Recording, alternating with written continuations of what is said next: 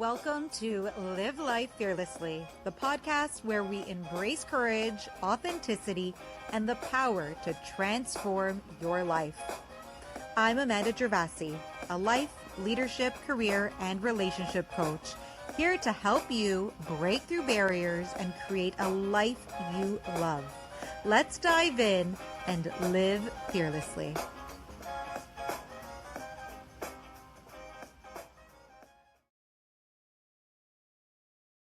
Welcome back to another episode of Live Life Fearlessly. I'm your host, Amanda Gervasi, and today we have a truly special episode lined up.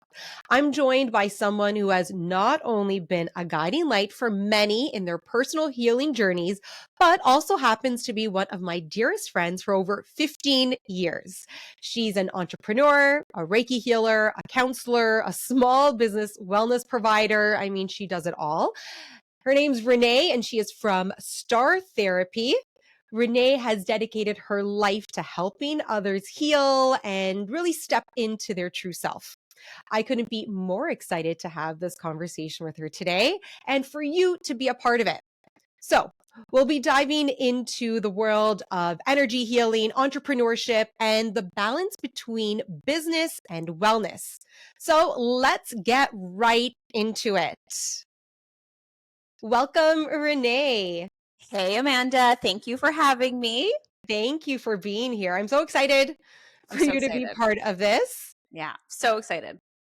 So Renee is in Montreal, and like I said, I've known her for so long, but I don't get to see her very often. So this is This is extra a special. nice reason to finally get together and catch up.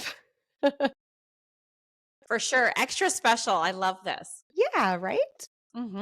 Let's kind of jump right into things. How about you share a little bit about your journey and really what led you to become a Reiki healer and counselor and overall wellness provider? Okay, yeah. So I basically started my journey in Toronto where I was taking therapy courses, so psychology, and then I really dove into specializing in therapy, which is vocational therapy, so rehabilitation therapy with people around their jobs and returning them back into the workplace. As much as I loved that and have kind of dealt with my own trauma, I found that just typical modality of therapy wasn't enough. And I dove into more of the holistic wellness aspect because I found that it helped in my own wellness journey.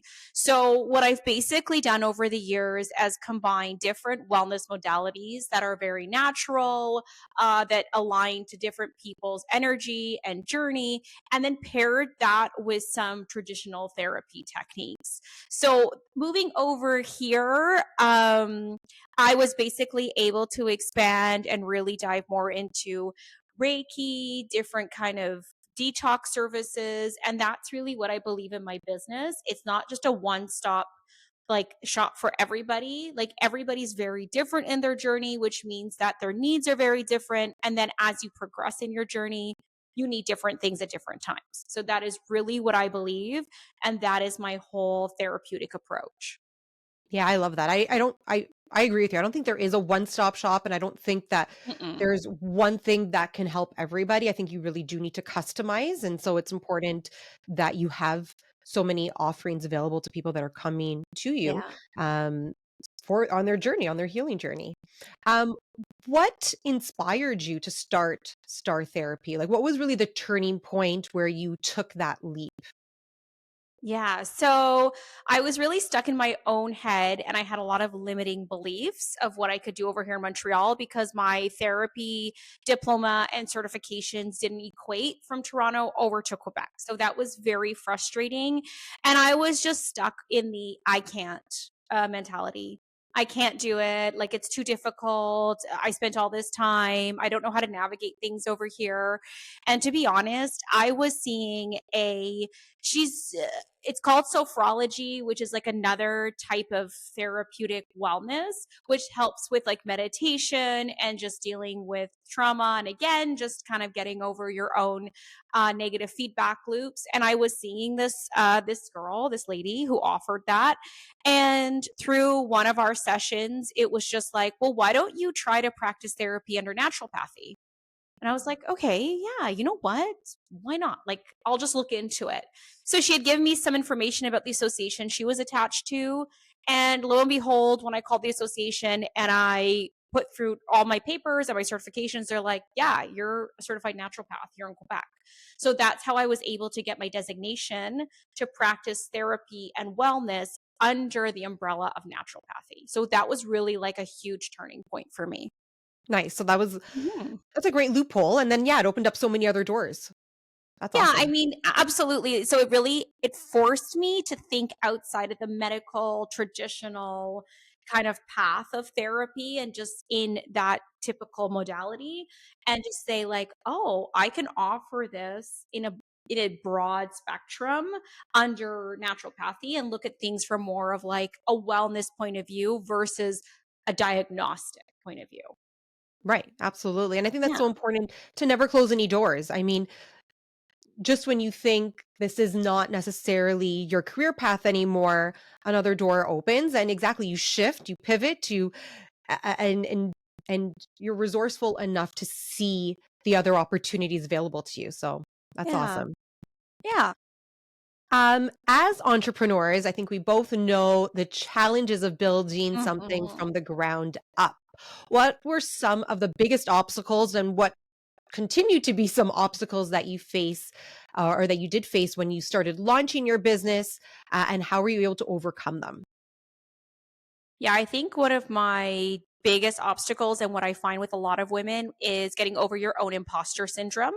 So just believing that you are certified to do this, you are capable, people do are looking for your types of services, you are a guide for people, people need your help.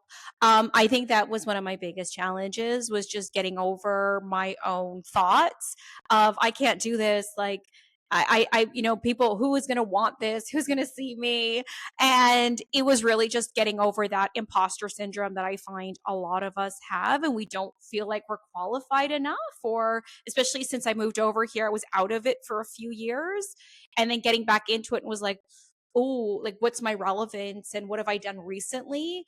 Versus, hold on a second, like I got this. I am certified. I am qualified. People do, want to seek me out. This is useful for people. This can help and change people.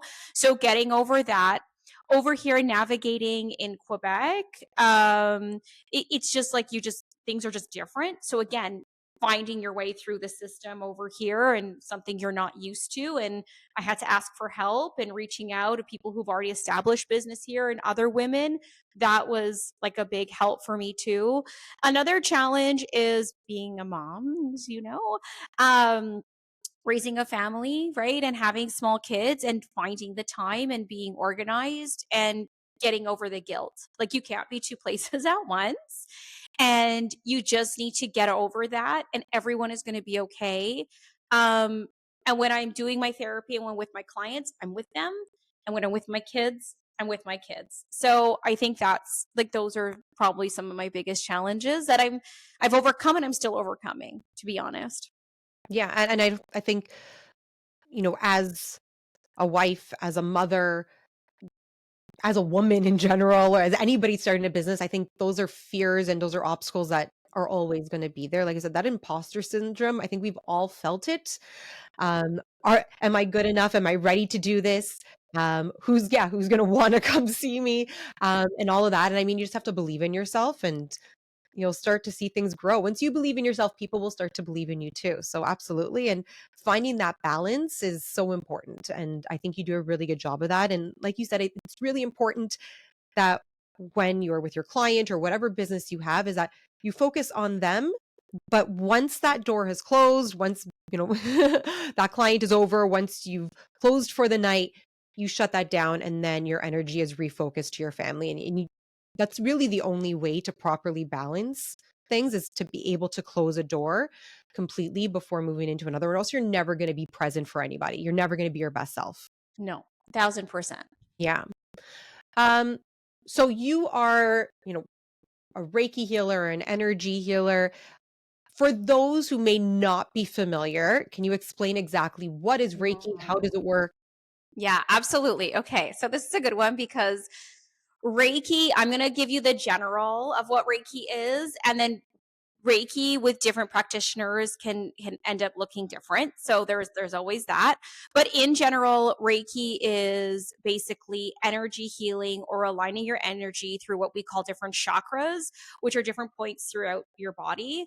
And what it is moving or unblocking or re-energizing or slowing down different points throughout your body where you may receive energy. I see, for example, a really good one is the throat chakra. A lot of us can feel very blocked in how we communicate. So if you have a block in your throat chakra, that could be hindering your heart chakra or your third eye, how you receive intuition.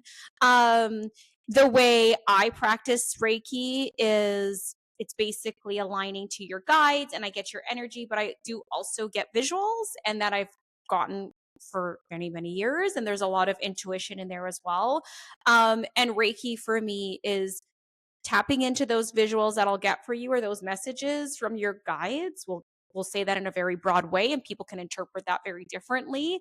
And then using it to really unblock certain things that are stagnant within you. And typically the clientele that I have are people going through trauma or have gone through trauma.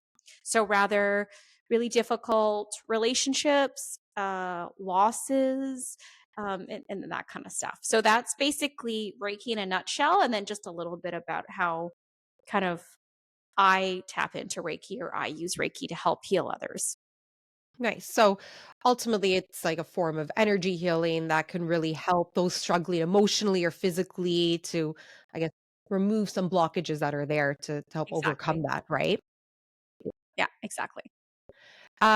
Have you seen any really profound transformations in some of your clients that stand Yeah. out to you? It's something that's, yeah, really Yeah, of impacted course. you. Mhm. There's quite a few, especially since I am dealing with trauma.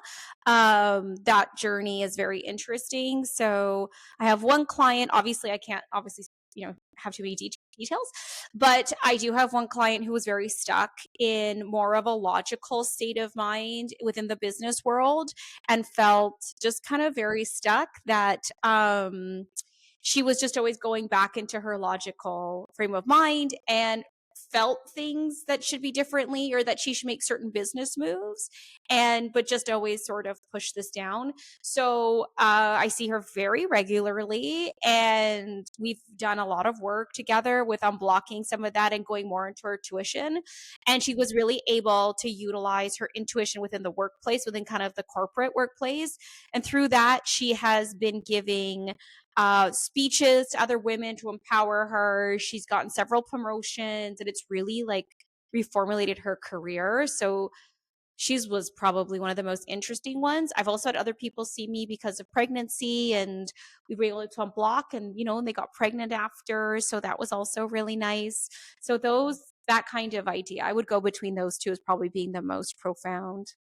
Wow, that's beautiful. They're both so different, and I think it's amazing how she was able to really empower herself, and just to show, like, the blockages that are there, and that sometimes it's in us why maybe we're Hmm. not getting pregnant or we're not getting a promotion, and it's being able to work through that, and so that's, I love Reiki. I think Reiki's phenomenal, and, I've seen its benefits, so I'm all for it, definitely. Hmm. Oh, for sure. It's one of my faves. One of my Yeah. faves for Yeah.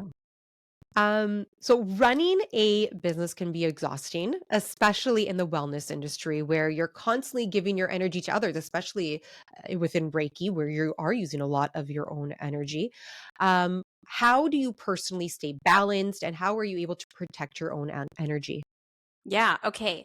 So that was actually one of the reasons why I went into Reiki because when I was doing therapy first, I noticed myself being very drained and giving a lot of my energy to my clients and feeling super drained afterwards.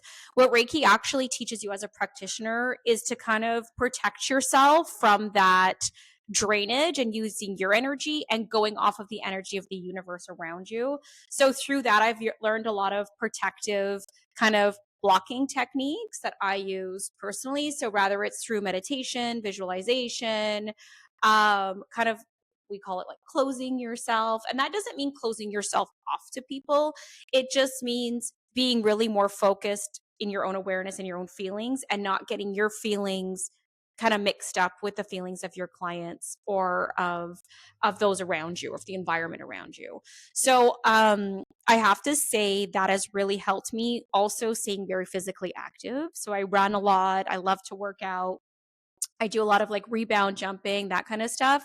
Um, Pilates, it's just like it's just one of the ways I need to unwind, just connect myself back to me, is staying physically active. I find it's just like I can't compromise on that part.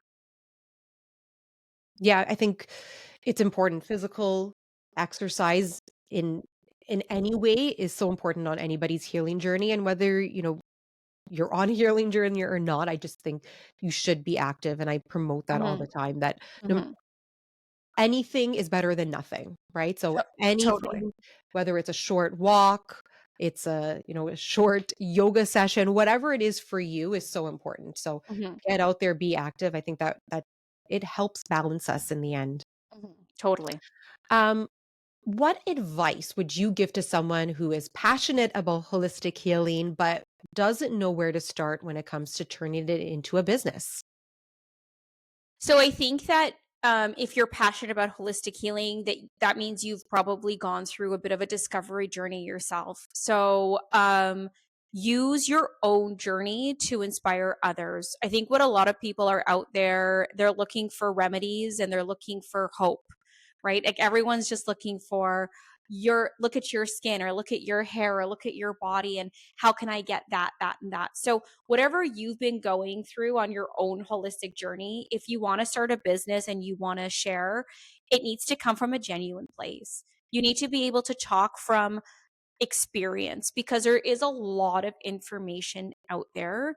To be honest with you, like a lot of people say knowledge is power, but with AI now, with I mean ChatGPT, you can really Google and search anything and get so much knowledge. I think what people are really looking for is that expertise of experience. So they want to know that you've done this and they want to know your results. So whatever, like there's so many different facets to wellness. So if you're looking at hair or weight or skin or meal plan, like whatever your passion is, start there. Start from a very genuine place, because the wellness industry unfortunately is overly saturated, and a lot of people are running it just as a business, where in my opinion I think you need to have a genuine connection to whatever you're promoting or whatever you're selling. If this works for you, like take people along your journey and have them connect with you from a genuine place. And there, I honestly, how can you not be successful?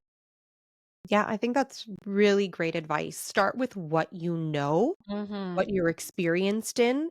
I've spoken about this before, where knowledge is power and it's so important in so many ways, but if you have no practical experience in it, Yeah, it means nothing. If you don't know how to apply all that knowledge, it's completely useless. So, you can have all these certificates in the world and it's not going to make you the best totally. holistic healer in the end if you Totally. haven't practiced it, if you don't know Mhm. it, if you haven't lived it. So, definitely start with what you know, start with what you're comfortable with. People will connect with you because you're authentic, you're genuine, and then build from there. Then you can grow that knowledge more and more. But yeah, I like that. Start with what you know and build.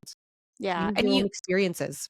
you got to be honest. Like if you start off with too many products, or and you just need to be honest with people, like, hey, this may not work for you, but this is what you need to look for. If this is not working, then these are the kind of signs you need to look for in order to change or where to go, because a lot of people are just so lost and they just want honest, genuine advice and connection. Like I feel like people are hungry for it. Just someone who's just genuine. So you're not gonna not succeed if you are coming from a genuine place. Yeah, I think you're right. I think people are just, they're hungry for it. I think they're tired of Mm. all this product placement and the selling. Oh, Everybody's yeah. trying to sell something that I Yeah. think a lot of us really want to go back to basics and just want that genuine connection. Just be honest with me. It's not about 100%. what the top influencer is saying is the best No, thing for me to do. Um, Genuinely, what is the best? And, I think you're right. I think if you are somebody out there that's looking to start any sort of a business, whether it's holistic or not, it's if you're going in there with the right intentions, people will see that, 100%, right? 100%. Yeah. Um, do you think there's a growing need for more businesses to incorporate wellness in their business and for their employees? Yeah, for sure. But I also think that that growing need has to evolve of what wellness means for some people, because not, a massage isn't, or a therapy, or having so many dollars allocated to a psychologist, that may not work for everybody in terms of wellness. And I think that more and more companies and corporations are looking at alternative means of, you know gym memberships, or supplementing different types of programs or workout exercise classes, whatever that is. So I think that there's still some room to evolve in businesses and in the program. And I also think that if you look at how businesses structure their place, it's kind of everybody fits into here.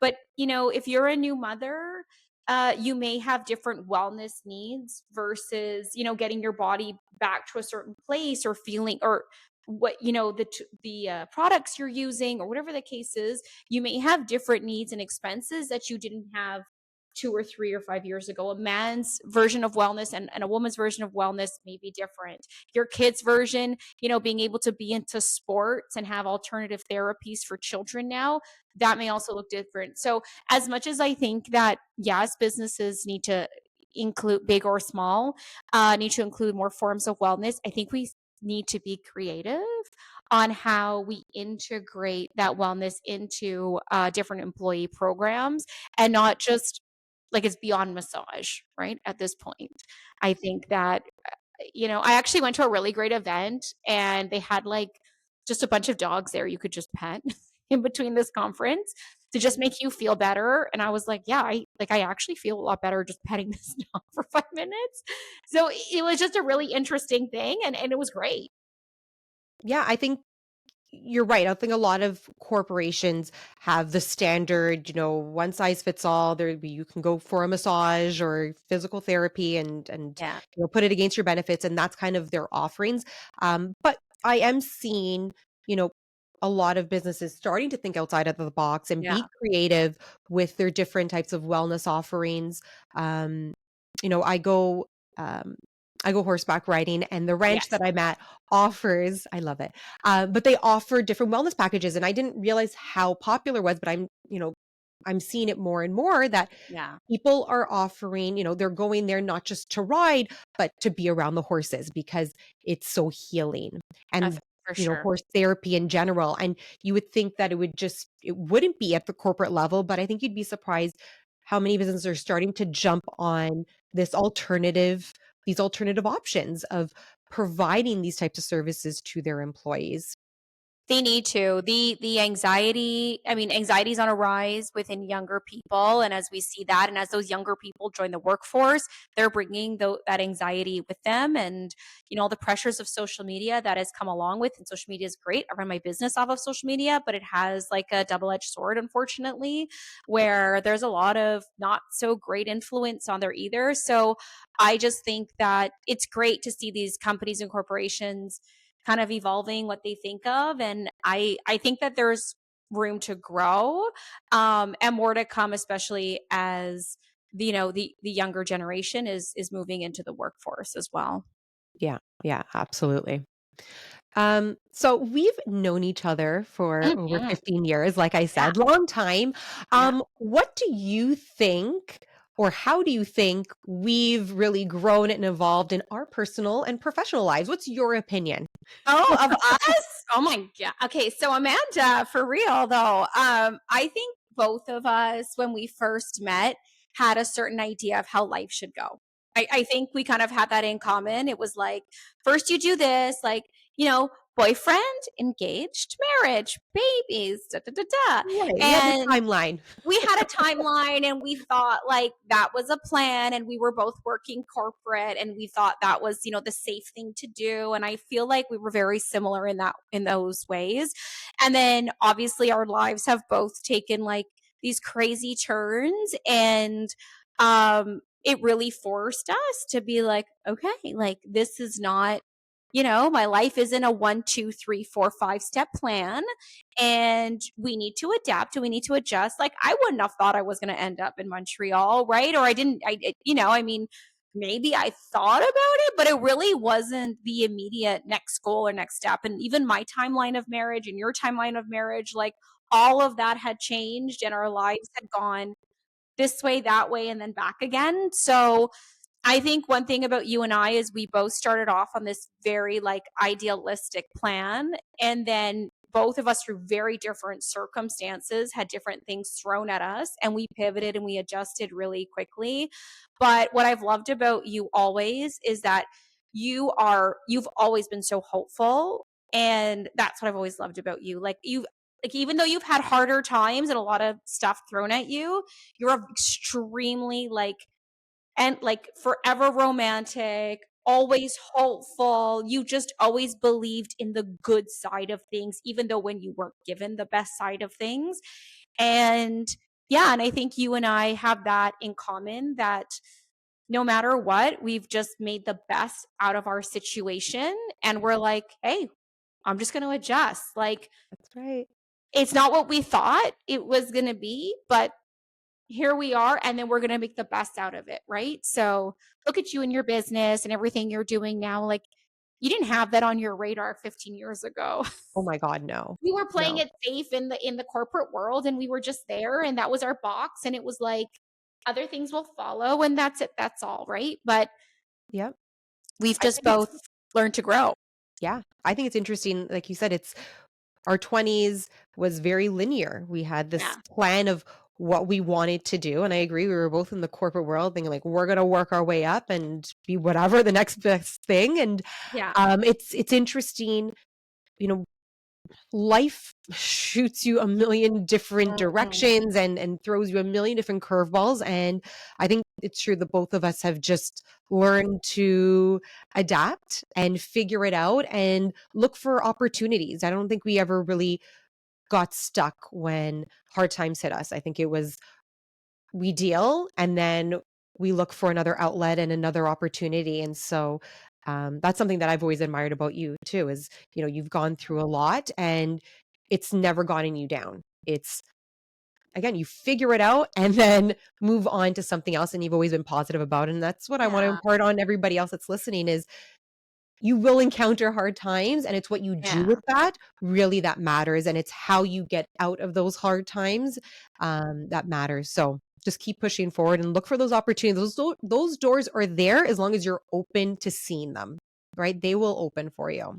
Yeah, and don't mistake a few hard days for the rest of your life, right? That's As right. being defining of your whole entire life. Like have your depression days and be sad Of course. and read a book and lie in bed extra for a few extra hours. Like do what you got to do. Like stay in your sadness and do like through your feelings, but then get up the next day. So, it's one thing, you don't want to push things under the rug either, but just don't mistaken those kind of few bad days for this is your whole life. And, we're not victims of our scenario and really kind of some troubling things or challenging things that have happened to us, but we're more of like, okay, this scenario has now formed my morals or my values or what I think is important, and you just evolve with those scenarios and you just see them as things that have pushed you to see things in a different way. Yeah. It's all part of your experience playbook that you Totally. can continue using Totally. in life. So, yeah, as long as you're not living in that past or living it in your current experience, that's fine. Go through your emotions, but then eventually you got to be able to, move through them. So, yeah, absolutely. What is something that you've learned about yourself through this work that you didn't expect to learn when you first started? That I'm really good at manifesting. I didn't so I've always sort of manifested, and I really learned to tap into the power of manifesting and to believe that, like, it's limitless, and whatever I can have, you it can come to you with as long as you align your actions to that. Um and I will do little tests and be like, okay, this is what I want, and I'll visualize it and I'll come to it and I'll put some actions behind it, and lo and behold, like, it'll come up, right? I manifest clients of trauma to come to me. And clients of trauma come to me because I love to heal on that level. So it's like I always kind of knew the power of manifesting, and I was just kind of like, oh, I can see it and I can visualize it. But I didn't realize its true honest power until I started Reiki and dealing more with clientele and different people.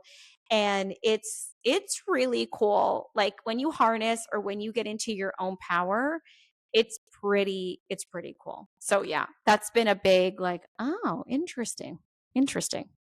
I believe it. Yeah. Mm, Energy is huge, right? So mhm. manifest it and it will come. Yeah. Yeah. Absolutely. Um, Renee, what is one piece of advice that you would give your younger self? Oh. Don't worry so much.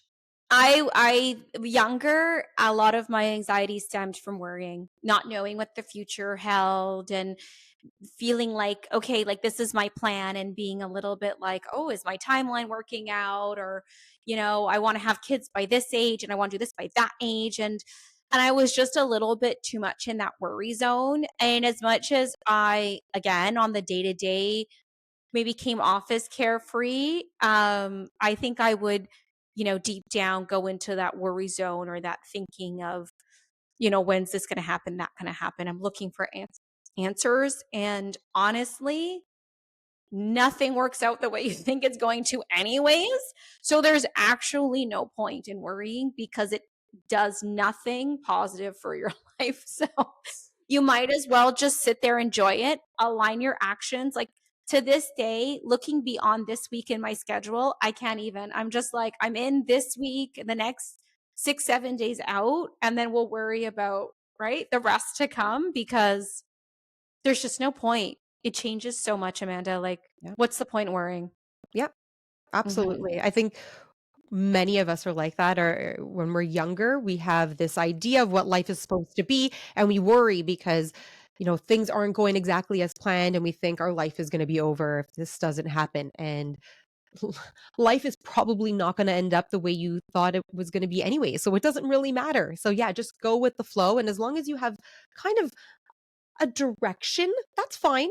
And just be open that that direction might It change, could right? change. So Yeah. Like, we're in our like, 40 is like here, and I never thought I would be where I was, like, at 40. I just thought my yeah. life was gonna be so different. So I Yeah. mean, it just goes to show, like, what's the point?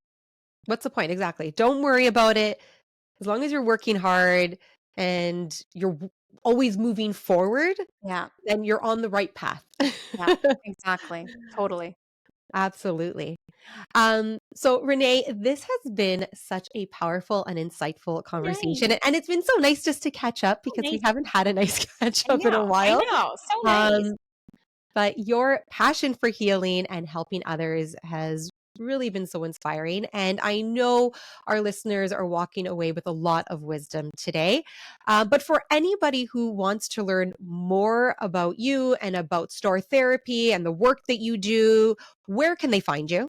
Yeah, so I have a more socially interactive page at Living Good Like You Should on Instagram, and then my professional page at Star Therapy. So either one, you can look me up, and I'm always into, like, DMing, talking to people, having, like, quick consults, seeing, what different services kind of fit people's different situations. So social media is the place to find me for sure. Yes, Renee definitely has a very active social media, so you'll always see her on there. I always see her on my stories. She's always popping up and sharing some insights, which is so lovely to see. And I will link all of her socials for everyone.